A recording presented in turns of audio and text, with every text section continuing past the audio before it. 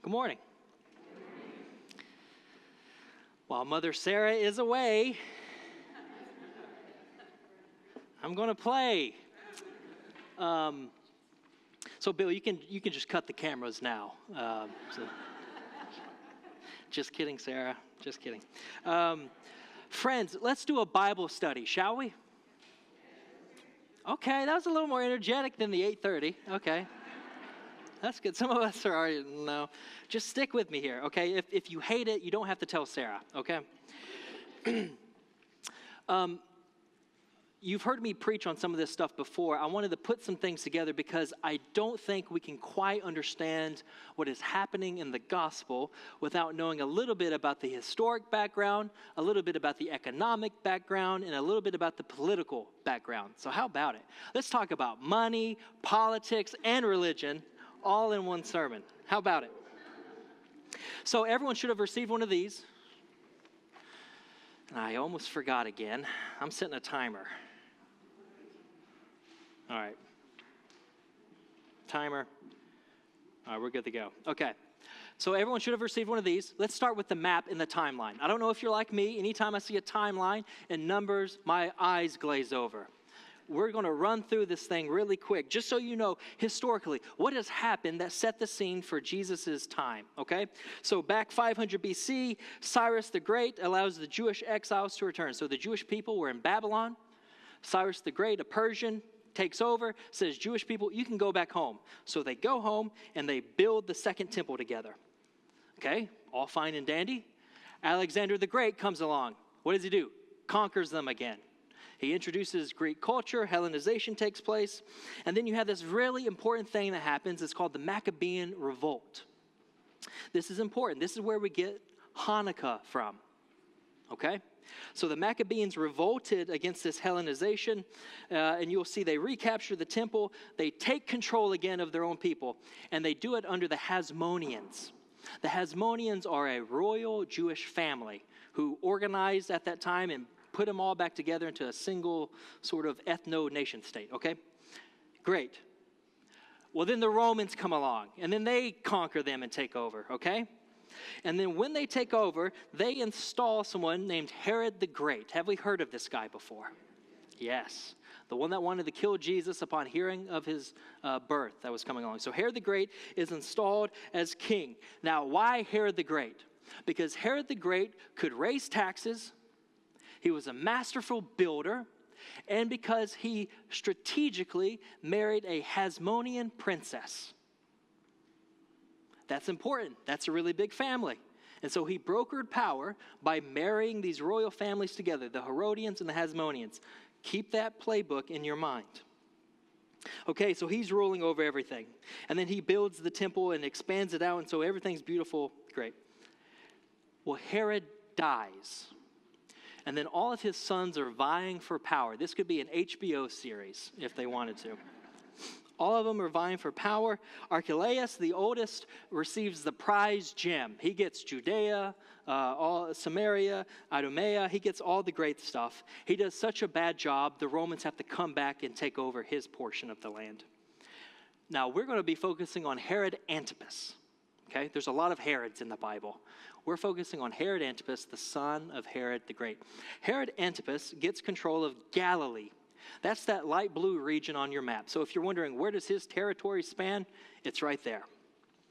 Okay? Now, Herod Antipas was a jealous man. He wanted to take over his father's claim and rule all the land. He didn't want to share it with his siblings. And so what did he do? He went to Rome. He petitioned to the emperor, said, listen, I can do my job just as good as my father did. You should give me the land. They look at him and they say, that's cute. No, go back home. So he goes back home with his tail between his legs. Okay? I told you Archelaus did such a bad job, they had to send a Roman governor to do his work. We would know that Roman governor as Quirinius. Have we heard of that name before? You should, because he's the one that issued in the census at the start of Luke. Putting pieces together here. Okay? He issued the census. Now, why would you do a census? Well, one, the Romans said, okay, we're starting clean. I need to know who is here, what's going on, so they filed the census. You do it to raise taxes, to know how many bodies are there and how much money I can get from this region. Okay. So they do that. Quirinius comes, they do it. Okay. In the year 14, the emperor dies and a new emperor comes in, Tiberius. Okay, now Herod Antipas is thinking, all right, they kicked out my older brother. There's a new emperor. Now's my chance. He goes back to Rome and says, I can do just as good a job as anyone else. Why don't you give me the position that my father had? And Rome said, that's cute. No, go back home. So he went back home with his tail between his legs again. He was determined from that point forward to be the sole ruler of the king of the Jews. And so what did he do? He did his father's playbook. Okay? He did all these great building projects. So you see on your map here, what's the town just north of Nazareth? This is where Jesus is from, Nazareth. What's just north of there? Sepphoris. That used to be the capital. And then Herod Antipas said, no, I'm going to build a new one. And it's going to be on the lake. And I'm going to call it Tiberius, to honor the new emperor. He's a suck-up. That's what it is. He built a whole city, a new capital, just for the emperor. And why there? Because he needed to do what? It's his father's playbook, raise taxes. The land's been taxed, but you know what? We can have a greater control over this great asset in the middle of our land, the Sea of Galilee. That's where I'll push the tax reform. That's where I'll do all the collecting of the resources. So that's what he does. And then what does he do? Then he marries a Hasmonean princess. Now, she ends up being his half-brother's wife. Divorces his old wife to marry her. And not only that, she is his niece. Yeah, right? Real housewife of Judea type stuff. This is what it is, okay? This is what it is. I can't make it up.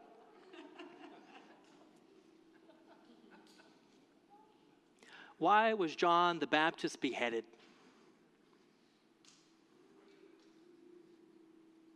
Because he kept poking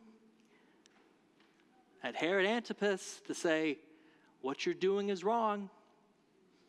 Not only is it incestuous, but your half-brother isn't even dead. You're divorcing. And did you notice that Jesus and John the Baptist get a lot of questions about divorce in the New Testament?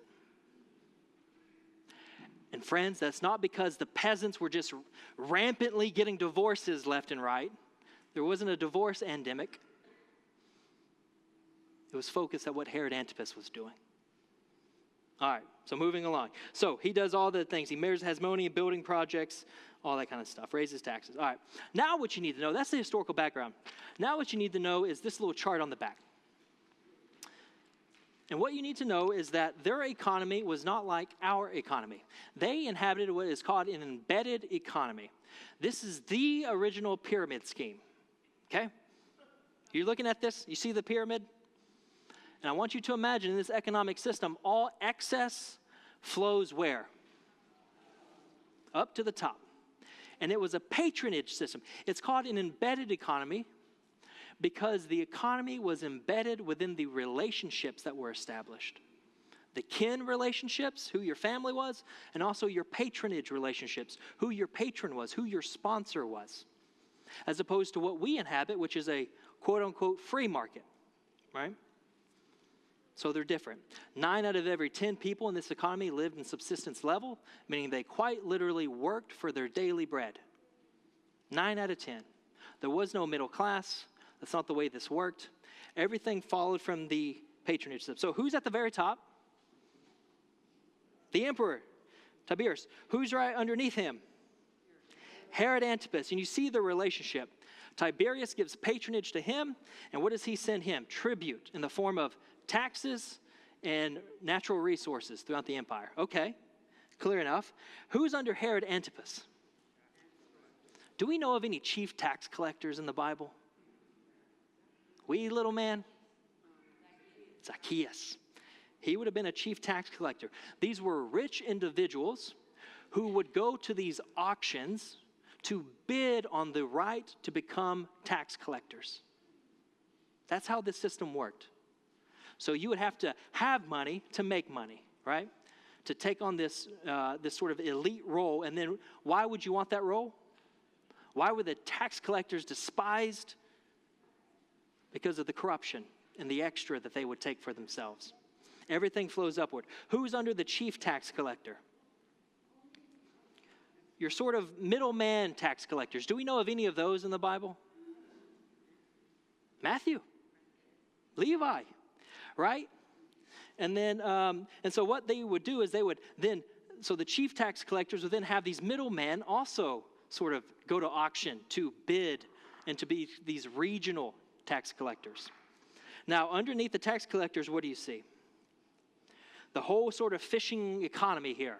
So you have the actual fishing families who would fish. You have those who would process the fish. You have those who would distribute the fish. And then you had the buyers and the sellers. And you see their relationship here. The way these relationships would work is that the tax collectors would broker out to fishing families the right to fish. Now, this is important, okay? And if you need pens and pencils, we got tons of them around. Look, but turn back to your gospel text really quick with me. Page 10 in your bulletin. Y'all, this is fascinating stuff. At the very end of the gospel, they just hauled up all this fish. Simon Peter says, "Go away from me, Lord, I am a sinful man." For he and all who were with him were amazed at the catch of fish that they had taken. So also were James and John, sons of Zebedee, who were partners with Simon. That's not just a colloquial term to say they were good buddies. That's a technical Greek word, meaning that they were in contract with each other. And so look back to your chart here. Fishing families would quite literally partner up together to form co-ops or syndicates, and they would bid for the right to fish. And if you didn't have that contract, you couldn't fish. Simon Peter and James and John were all part of the same syndicate. They knew each other. In fact, most of the disciples came from Capernaum and part of that harbor and district. Fascinating stuff. And then who is under that level? You see suppliers, woodsmen, weavers, and then those who would not be, quote unquote, in the economy would be who? Your beggars, your lepers, your outcast. Friends, what is fascinating is that Jesus interacts with almost every layer of this economic system. He dines with tax collectors. He touches and heals lepers. He's engaging in every layer of this system. Friends, turn back to the map with me. I'm having you toss and turn here. This is all interesting stuff. You see Galilee region? Friends, I have questions, and I hope you do too. Which, the first one being, what is a carpenter from Nazareth doing, hanging out with a bunch of fishermen on the Sea of Galilee? Do you recognize any of those cities along the sea? You got Magdala. Who's from Magdala? Mary. Just above that, you have Capernaum. You have Tiberias, the capital there. That's where they believe John the Baptist was beheaded. You see Cana over there, so he does spend some time. But for the most part, he is hanging out with a bunch of fishermen on the sea after a new capital was just built on the water to enforce new taxes and new burdens on that specific class. I have questions. Do you? What are your questions? And I don't mean that rhetorically. Let's interact for a second. Do you see how knowing this background and history shapes how you interpret the gospel and what's going on here? So, for instance, they just hauled up all that fish, and then what do? Turn back to your gospel text. Then Jesus said to Simon, "Don't be afraid. From now on, you will be catching people." And when they had brought their boats to shore, they left everything and followed him. Where do you think the crowd was at this time? And what do we know about crowds and their hunger when they follow Jesus? They're pretty hungry, aren't they? And what do you think happened to all that fish? And do you see any mention of a Herodian official coming there and counting the fish? Nothing. Nothing. It's interesting, in Mark chapter 2, we find Simon, who is a tax collector. Where is Simon found? Where is Matthew? He's in his tax booth, right? Do you know where that tax booth was? It was on the shore. Why is it there? He's waiting for the fishermen to come back so he can tax them, right? Are you putting pieces together here of what's happening, what the dynamics are that are going on? All right, I've talked way too long. What's coming up for y'all? What's here? What are the questions y'all are wrestling with? How are y'all making sense of all of this? How's it shaping how you interpret this? Can you imagine how disruptive Jesus was to the local officials and to the local economy, hanging out with a bunch of fishermen? There's a lot going on here. What do we think? I want to interact with you. I've talked too much. How would Jesus what? So some would say this is part of sort of the miraculous element of Jesus, right? That this becomes sort of a supernatural thing, right? They're catching so much fish, their nets are breaking. So there's probably a little bit there going on, right? Because you rightfully question, what do you think Simon Peter is thinking? He's saying, Jesus, you're a carpenter, and you're telling me how to do my job? We've been fishing all night. We didn't catch a thing. And so, yeah, there's something at play here, right? And Simon Peter's willingness to say, all right, Jesus, I'll go along with this. I don't know where it's going. So there's a lot there too. Other things, what's coming up for you?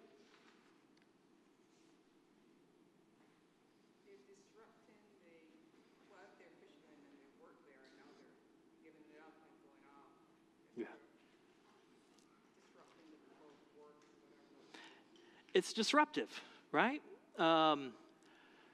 Friends, in this economy, it's an embedded economy, right? You would basically do what your family did. Why? That's where you have your connection. That's how you have your patron, right? There were no dinner table conversations with your children about, what do you want to be when you grow up? That didn't exist. That wasn't a thing. You would do what your family did. And you would work daily to get food, subsistence living. So do you see how radical it is? And then I'll wrap up because I've been taking too much of y'all's time. Jesus said to Simon, "Don't be afraid. From now on you'll be catching people." When they had brought their boats to shore, they left everything and followed him. Friends, this is radical for so many ways, but primarily because they were willing to give up their source of daily bread. And then how does Jesus teach them how to pray in Luke? To pray for their daily bread. It's disruptive to the family system, right? That's a hard combo with mom and dad who are depending on you to show up to work every day. I'm not going to do this anymore. I want to follow this rabbi. It's disruptive. It's literally stripping them out of what they would know. But here's the other radical piece. Given how much of a sacrifice that would have been, you also have to think realistically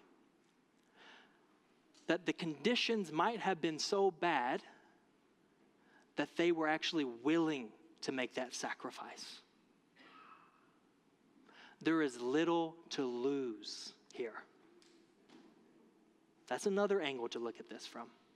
It's interesting. There's this phrase, from now on, Simon, you're going to be catching people, right? And we think of that typically in sort of these evangelistic terms, right? You're catching people for the kingdom, right? You're bringing them in. In the gospel, it's basically you're catching people alive is how it's translated. Why? Because most of the time when you catch fish, they don't make it outside of water, right? Jesus is clear that's not what we're doing. You're catching people for their life, for the life of them. Now there's another angle to this, which is Mark and Luke here are pulling from Old Testament imagery. Right? I think it's Amos, Jeremiah, Habakkuk. All these prophets had this declaration that said, Yahweh is going to send fishermen to you and to catch you with their hooks and their nets. And who were the prophets saying the fishermen were coming for? Those with power who were oppressing the poor. That changes some things too. So when Jesus says go fish, it has multiple meanings. All right, I could keep y'all here forever. I'm not going to. Let me wrap it up by saying this, friends.